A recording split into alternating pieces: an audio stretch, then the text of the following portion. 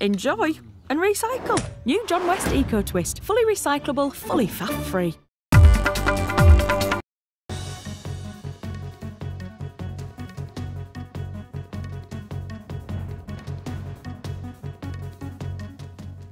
Welcome to this Tuesday edition of the World Report. I'm Arjun, Samar, Mahendran. Let's take a look at what's making headlines around the world. Canada has announced a staggering $107 billion in retaliatory tariffs on U.S. goods set to begin Tuesday. Prime Minister Justin Trudeau made the announcement after President Donald Trump stood firm, in fact, on his controversial tariff plans. Now, outgoing PM Trudeau warned that Canada will in fact impose 25% tariffs on $30 billion worth of American goods, initially with additional tariffs on $125 billion to follow within weeks. Now this if Trump's policies remain in place. Meanwhile, Mexico is bracing for impact, with President Claudia Sheinbaum revealing her country's own contingency plans. We have a plan B, C and D, Sheinbaum stated, signaling that the country in fact is ready for whatever Trump throws their way. As the March 4 deadline looms, Trump's tariffs aimed at combating illegal immigration and drug trafficking are set to hit. With no room left for negotiation, it's clear the trade war is heating up and the stakes have never been higher. In response to the tariffs to be imposed by the United States, Beijing has announced 10% retaliatory tariffs on several American agricultural products, including soybean, corn, beef, aquatic products, fruits, vegetables, and even dairy products. Now, according to a statement by the Chinese Finance Ministry, the country will impose additional tariffs of 10% to 15% on some U.S. imports starting the 10th of March. Among the goods on which China has announced 15% tariffs are chicken, wheat, corn, and cotton. These heavy duties come after the U.S. imposed steep tariffs not just on Beijing, but also on Canada and Mexico on Tuesday, kicking off a potential trade war. U.S. President Donald Trump has suspended military aid to Ukraine. Now, this is as per reports, sharply escalating pressure on Kiev to agree to peace negotiations with Moscow. Now, the move comes just days after a stunning public clash between Ukrainian President Volodymyr Zelensky and Trump in the Oval Office, who is seeking a rapid end to the Ukraine war. The reported pause includes weapons in transit and has left many wondering what this could mean for the embattled Ukrainian forces. However, this freeze is more than just a strategic timeout. It's a harsh reminder of the fragile balance of power, where one misstep could tip the global scales. On the other side of the border, Russia claimed on Monday that its forces had struck multiple facilities across Ukraine, while Ukraine on the same day reported repelling Russian attacks in multiple directions. The Russian Defense Ministry said over the past 24 hours, Russian troops struck targets including Ukrainian military airfields, drone factories, and even storage facilities. Meanwhile, the General Staff of the Ukrainian Armed Forces said that as of Monday afternoon, dozens of battles had occurred along the front lines. Ukrainian forces claim successfully thwarting and disrupting Russian offensive plans, repelling multiple Russian attacks in the direction of Pokrovsk in eastern Ukraine and Kursk in western Russia, the Ukrainian side has said. Over at the UN, India has slammed the unfounded and baseless comments made by UN's human rights chief, who mentioned Kashmir and Manipur in his global update.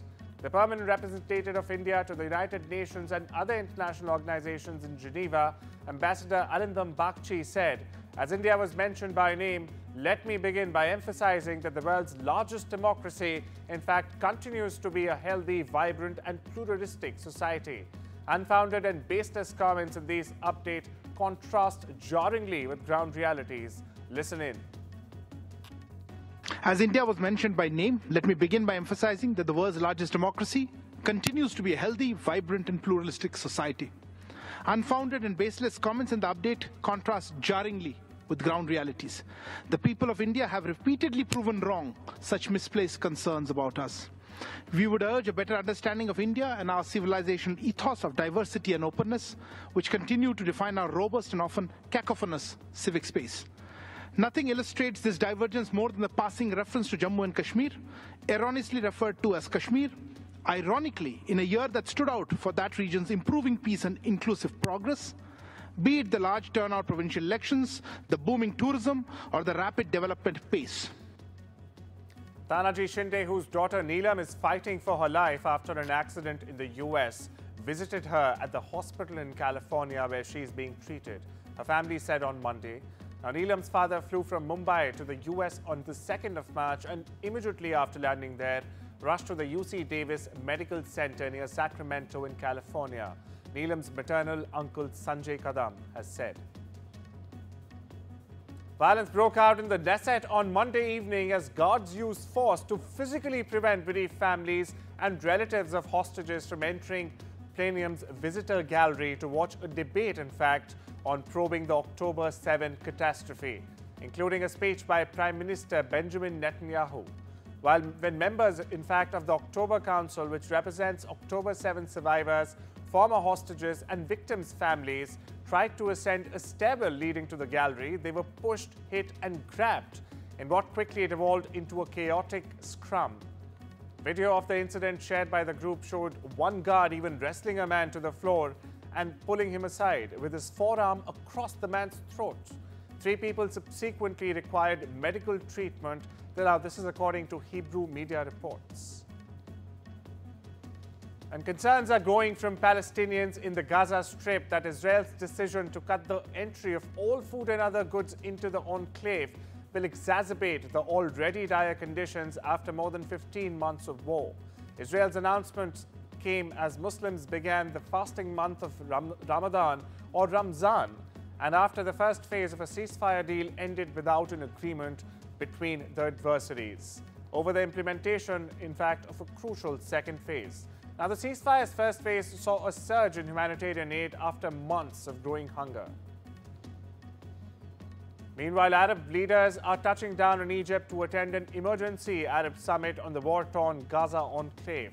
The Iraqi state news agency INA said President Abdul Latif Rashid arrived in the Egyptian capital Cairo to attend today's summit to discuss developments in Gaza and the West Bank. Meanwhile, Bahrain King Hamad bin Isa Al Khalifa is also set to be in Cairo to attend the summit, the Bahraini news agency BNA said. Meanwhile, Kuwaiti Crown Prince Sabah Al Khalid Al Sabah will fly to Cairo on Tuesday to lead his country's delegation to the summit, the state news agency KUNA reported. Meanwhile, Syrian President Ahmed al-Shara is also expected to lead the country's delegation to the Arab summit. Costa Rica and Panama are coordinating, in fact, to expedite southbound migrant transit through their countries along the same route that carried hundreds of thousands of north in recent years, officials said on Monday. Now, both countries have struggled to find their footing in recent weeks in the new reality of migrants heading south, turned back by the closure of the United States border to asylum seekers since US President Donald Trump took office earlier in January this year. Now, the security ministers from both countries, in fact, met on Monday at a border post between Nicaragua and Costa Rica, where southbound migrants will board buses to a Costa Rican government facility at the Panama border. From there, Panama will bus them to its Dalian province, which borders Colombia. Chinese President Xi Jinping's special envoy and Minister of Agriculture and Rural Affairs, Arjun, on Saturday attended the inauguration ceremony of Uruguay's new president, Yamandu Orsi. On Sunday, Orsi met with Han at the presidential palace, where he conveyed Xi's cordial greetings and best wishes to the newly elected President Orsi. The US Senate voted Monday to confirm former wrestling executive Linda McMahon as the nation's education chief. Now, it's a role that places her atop a department that President Donald Trump has, in fact, vilified and has vowed to dismantle. McMahon will face the competing tasks of winding down the education department while also escalating efforts to achieve Trump's agenda. Now, this as Trump has promised to shut down the department and has said that he wants McMahon to put herself out of a job. The Senate voted to confirm McMahon 51-45. Meanwhile, listening to what Democrat Chuck Schumer had to say on the appointment. They don't want to see these cuts. They don't want to see the Department of Education abolished. If the Trump administration follows through on cuts to education, schools will lose billions in funding. Commerce and Industry Minister Piyush Goyal embarked on an unscheduled visit to the US to initiate negotiations, in fact, for the bilateral trade agreement which the two countries aim to sign by the end of this year. During his week-long visit, Mr. Goyal, in fact, is likely to formally start the negotiations on a bilateral trade agreement, which was announced during Prime Minister Narendra Modi's visit to the US in mid-February. Subsequently, the negotiation will be taken forward by the officials of the two sides. Continuing with New Delhi's Europe outreach, EAM S. Jaishankar will visit the United Kingdom and Ireland starting this Tuesday until the 9th of March.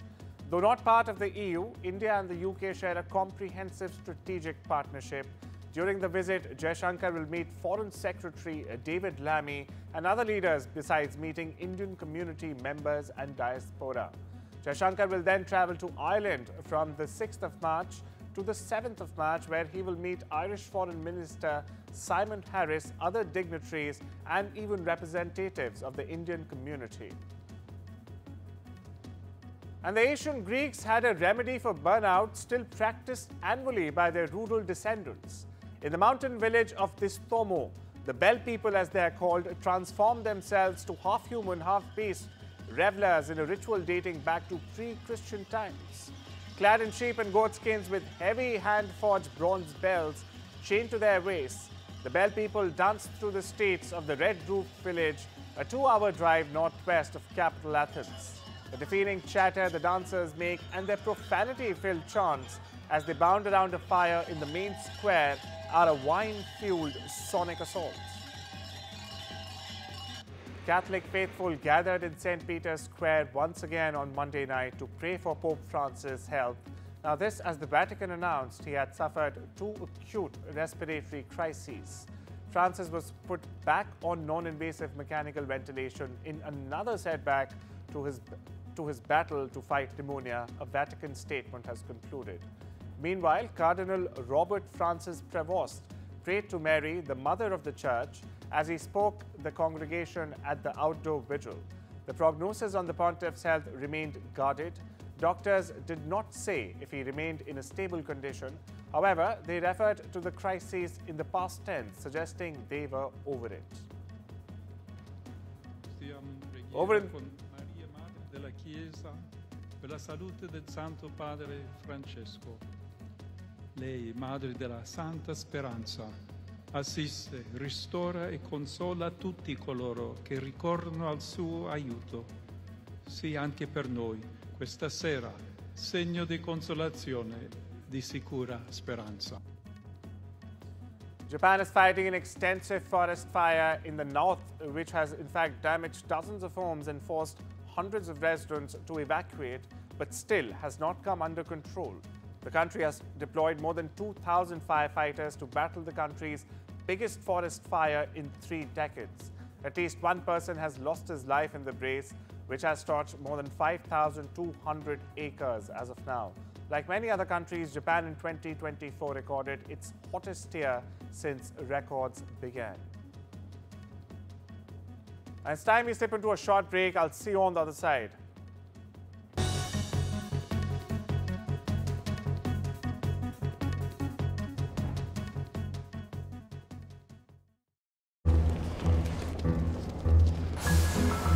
I have a life too, Bill. Who had the calamari? It was for the table. I didn't eat any calamari, so I'm not paying for any calamari. What are you, 7? That's for crumpets, sweetheart. Our relationship with money is formed from a young age. That's why our expert team is here, to help you take control of your money today. Barclays, make money work for you. I like that, I want that, I need that. Give me, give me, give me, give me, give me, give me some of that. Ooh la la. Give me some of that. Ay, ay, ay. Give me some of that. Ooh. Give me some of that. Give me some of that. Give me some of that. Give me some of that on Sunday. The McCrispy. Give me some of that. Give me, give me, give me. Too good to ignore. Good day. Give me Someone's happy. Get that lucky cow feeling with luckycowbingo.com/bingo, the site that's bursting with beautiful bingo games. 75 ball bingo, even 90 ball bingo. Fill your bingo boots today. Get that lucky cow feeling at luckycowbingo.com/bingo or download the Lucky Cow Android app from the Play Store. Ladies and gentlemen, Britain hasn't been so great of late because the country hasn't been eating enough Weetabix. Makes sense. I've been eating croissants. To whoever's in charge of fixing potholes, VAR, and drivers who park like this, we must say, have you had your Weetabix? If you won't do it for you, do it for your dog, who's upset you didn't hear his whining. Book a free hearing test at bootshearingcare.com.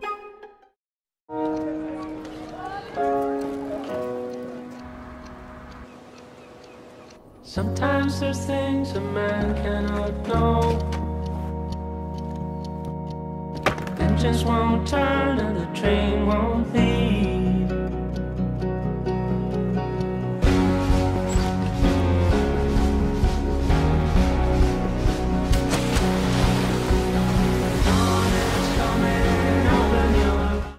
With PlusNet, great value broadband isn't just about price, it's also about speed. This kind of speed. Oh, there's a router. Get full fibre from $24.99 a month with speeds up to 900 megabits. Fast broadband you can rely on. That's a plus. Call us now or visit plus.net for our best price. Offer ends 5th of March.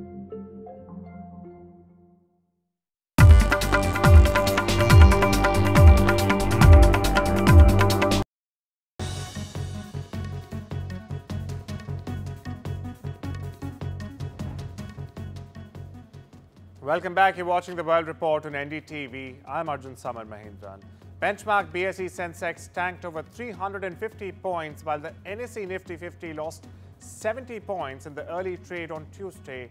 Now this after US President Donald Trump said his proposed tariffs on Canada and Mexico would go into effect as planned earlier.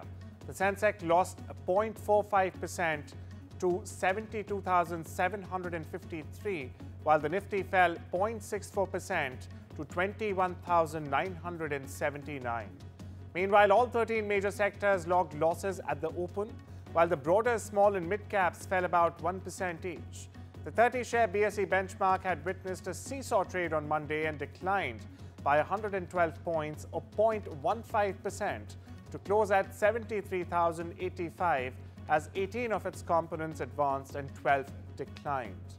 The index opened higher but soon fell to the day's low of 72,784 due to intense selling in large-cap stocks.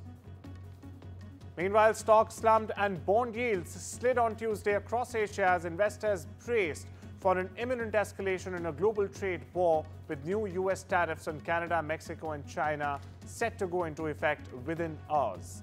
The US dollar remained depressed, with sterling holding close to a one-and-a-half-month-long high, and the euro also firm as European leaders drew up a Ukraine peace plan to present to Washington. Crude oil wallowed near 12-week close, and Bitcoin languished around $86,000 after erasing the surge to the cusp of $95,000 that started the week. Speaking of Bitcoin, the world's biggest cryptocurrency, in fact, backpedaled on Monday after an early rise following US President Donald Trump's weekend proposal for a national strategic reserve of cryptocurrencies. Optimism on digital currencies after Trump's Sunday post on Truth Social turned to caution. Now, this as market participants await more details about his crypto initiative. The world's largest cryptocurrency, as we mentioned, Bitcoin, rose 2.4% from Friday's levels to $86,292, but was down 8% from Sunday. Trump said his January executive order on digital assets would create a stockpile of currencies, including Bitcoin, Ether, XRP, Solana, and Cardano. The names had not been previously announced. Meanwhile, oil prices continued to fall in on Tuesday after US President Donald Trump paused military aid to Ukraine and as markets brace for US tariffs on Canada, Mexico and China to take effect. Brent futures fell 54 cents or 0.75% to $71.08 a barrel, while the US West Texas Intermediate crude oil fell 36 cents or 0.53% to $68.01 a barrel. Now, the pause to all US military aid to Ukraine confirmed by a White House official on Monday followed Trump's over-office clash with Ukrainian President Volodymyr Zelensky last week. Meanwhile, the market has viewed the growing distance between the White House and Kiev as a sign of potential easing of the conflict that could lead to sanctions relief for Russia and more oil supply returning to the international markets. Chinese electric vehicle maker Build Your Dreams, or BYD, said on Tuesday it has raised $5.59 billion in a primary share sale that was increased in size, making it the largest, in fact, of its kind in Hong Kong in 4 long years. The company said it sold 129.8 million primary shares in the deal, up from the original 118 million shares planned when the deal launched on Monday. Now, BYD's Hong Kong shares opened down 8% on Tuesday, in line with the discount the stock was sold at in the deal, while the Hang Seng Index was down 1.5%. Paytm operator 197 Communications Limited share price dropped by over 3% during early trading Tuesday. Now, this comes after the ED, or the Enforcement Directorate in India, issued a notice against it for alleged violations amounting to rupees 611 crore. The ED announced on Monday that it had issued the notice to 197 Communications, its managing director Vijay Shekhar Sharma, and associated entities for contraventions of the Foreign Exchange Management Act. The notice comes after the completion of an investigation, in fact, and precedes the initiation of adjudication proceedings under the law. In a response to the notice, a Paytm spokesperson stated that the company is working to, in fact, resolve the matter in accordance with the laws and regulatory processes. Meanwhile, BCCI Secretary Debajit Saikia on Monday slammed Congress spokesperson Shama Mohammad for questioning Indian captain Rohit Sharma's captaincy credentials and fitness levels, saying it was very unfortunate for a responsible person, especially a politician, to pass such a trivial comment in the middle of the national team's Champions Trophy campaign. The men in blue have reached the semi-finals of the ICC event. They're going to play Australia in the semi-final in Dubai, which is underway right now. They beat New Zealand on Sunday to top their group. Very unfortunate for a responsible person to pass such a trivial comment when the team is in the midst of such a marquee ICC tournament. It may have been demoralizing effect on an individual or the team, Saikia was quoted. Indian cricket star, in fact, Rishabh Pant has been nominated for the prestigious Loris Comeback of the Year 2025 award. Now, started in 2000, the Loris World Sports Awards recognize athletes for sporting excellence every year. There are different categories. The Comeback of the Year honor is bestowed on a sportsperson or team who has or have overcome injury, illness, adversity, disappointment, or failure and risen back to triumph in the sporting arena. It can also mark a historic fight back by an individual or a team in a sporting event or series of sporting events also. American gymnast great Simone Biles, an Olympic champion, in fact, won the 2024 Comeback of the Year award. Rishabh Pant survived a near-fatal crash in December 2022, but suffered potential career-ending injuries to his head, back and feet, including his right knee. He was fortunate not to lose a leg.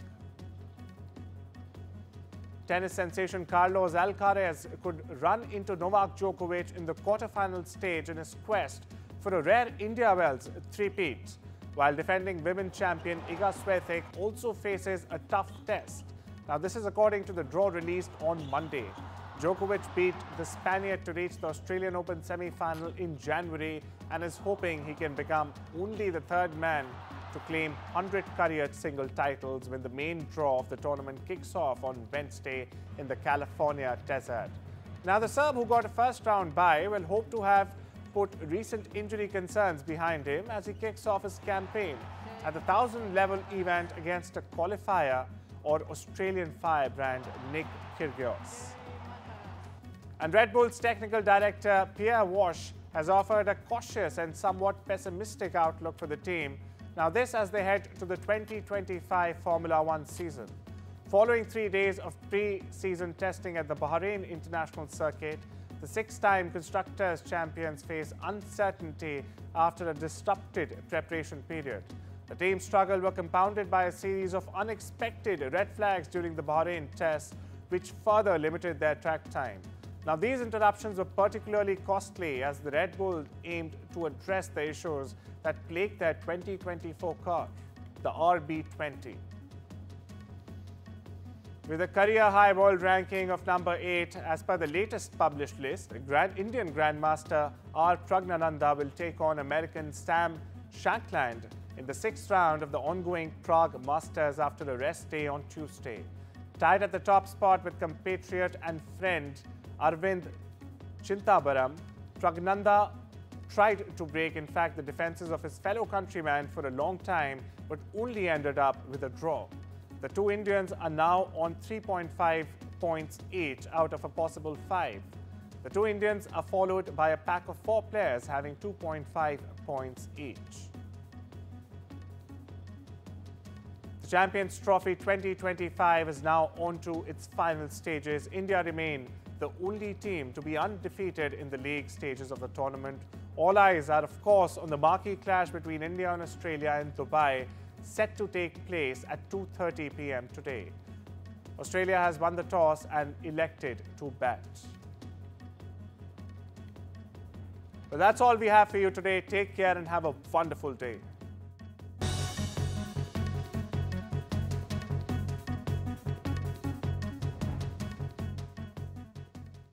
Big deals now on. Get £50 off this Hotpoint 10kg washing machine, now $369. Shop now at ao.com. The problems children face can follow them everywhere. At home. Online. At school. That's why the NSPCC must always be here, generation after generation, to keep children safe. With a gift in your will, you can help children face new challenges so they don't have to suffer them alone. Request your free guide today to find out more about leaving a gift in your will to the NSPCC. Just call 0800 702 2955 or search NSPCC Gifts in Wills. Your gift could help make sure children have support and protection long into the future, whatever that future looks like. Family life. It's made of ups and downs, and those little moments. But should the unthinkable happen to you? Life insurance from Legal & General can help look after monthly bills, the roof over their heads, childcare costs, and most importantly, your family. Because no one protects more families in the UK than us. Premiums start from £5 a month and they never rise. Plus there's a £100 gift card after you apply. Legal & General. Ensure life goes on. Find a pet-friendly Italian restaurant with outdoor seating nearby and text it to Luca. Find it real quick. Send it to the click. Well, the place is sick. Get your Samsung Galaxy S25 Ultra with Galaxy AI and save up to £744 when you trade in a Samsung Galaxy S23 Ultra on 3. Life needs a big network. Don't you have Watchdog Lock? No! What's that? Don't be a victim, yeah. Get Watchdogs, 3-star solid secure diamond locks. They are anti-pick, anti-snap, anti-bar. बोले तो fully anti-chore. जब तक जोड़ेंगे नहीं, तब तक छोड़ेंगे. When Tony passed, we wanted to celebrate him his way. All he ever spoke about was bite this, bite that. I'll never forget our first date. Huge grin on his face as he rode up on that big noisy thing. And that's exactly the way he'd want to be remembered. At Co-op Funeral Care, We know everyone is different. That's why we offer funeral plans to funeral services that are personal, every step of the way.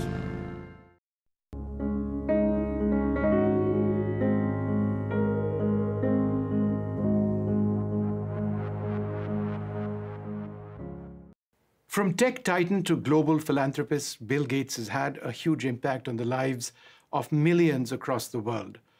As the co-founder of Microsoft, he's, in a sense, defined what personal computing has been for all of us. The vision that he had of the personal computer way back in the 70s and its evolution and the transformation of Microsoft has been fundamental in terms of tech, in terms of IT, in terms of the entire sector. And it's time now for Mr. Gates to pen his thoughts down, which is why he's come out with this. This is the first of 3 books. It's called Source Code, My Beginnings, and it's my great privilege to be over here in Palm Springs, in California, to speak about this. Thank you, and I'm delighted to be over here, fly all the way across the world, and I've had a chance to really go through this book. It's very, very interesting. Thank you. One of the primary themes which I found throughout the book has to do with your own intensity. The fact that you've always been driven. I mean, we know that as a fact, but we perhaps didn't know about the extent to which you were focused. And you write, for example, and I quote, "Like one of those watertight hatches on a submarine, I could shut out the rest of the world. Driven by the sense of responsibility I felt for Microsoft, I had closed the hatch door and locked the wheel. No girlfriend, no hobbies. My social life centered around Paul, Rick, and the people we worked with. It was the one way I knew to stay ahead." Could you tell us about how your focus ultimately resulted in you being the Bill Gates we know today? Well, part of my makeup, even from a young age, was that if something was fascinated, I could really dig in on it. So, you know, learning to play cards with my grandmother, having books read to me, reading books, and mathematics early on fascinated me, and so I went into depth. But then I took that to a new level when I started Microsoft, because I knew, you know, there'd be other people trying to do software, and I decided, no, I'm going to make sure we stay ahead. I was always kind of worried somebody else would do well, and so during my 20s, I was really monomaniacal, not only using that ability to focus, but kind of making sure that software was the only thing that I focused on.